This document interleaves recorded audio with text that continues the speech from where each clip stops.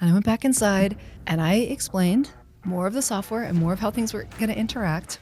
Still got some gruffness. The owner had to step in and maybe just tell this person to take a side note. But 6 months later, that person personally reached out to me to say that he does not remember what the company was like before our software. He was like, yeah, I mean, I loved your software from the beginning. And I was over there going, from the very beginning? I don't think so. But, I'll give him his due. It takes a little bit of time to get up and running. But man, once you do, you feel good about the communication you're putting in there, the consistency that you are leaning towards with the rest of your company, and ultimately the visibility that everyone now has on these projects. It's a game changer, I promise. So what does an actual onboarding look like? I have to say that we have a tried and true onboarding process, and it's pretty quick. And we can usually onboard between 2.5 to 3 days.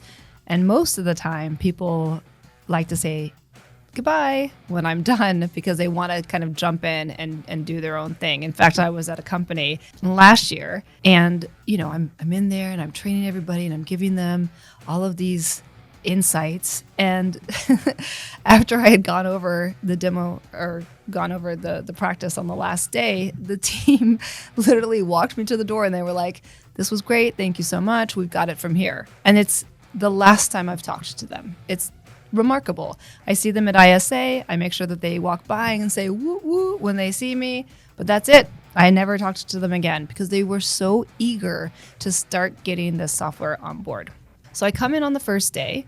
We do just a quick kind of 1 to 1.5 hour overview of the software with everyone. Your installers, your production team, sales, project managers, all of those guys. We all sit together and we go through the software. And we do that for 2 reasons.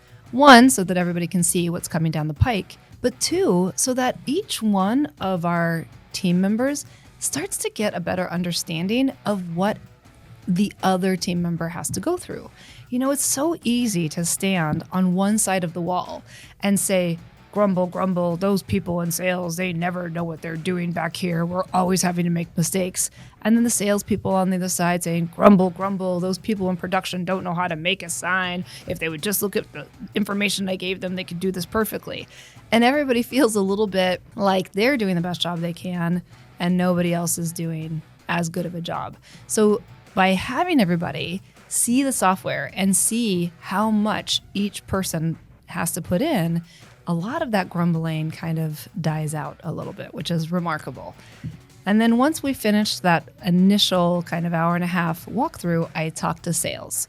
Because in our software, once you're implementing the software, sales are the front runners. They have to be brought on board. They have to understand that they are probably at the beginning the most integral part of the entire software.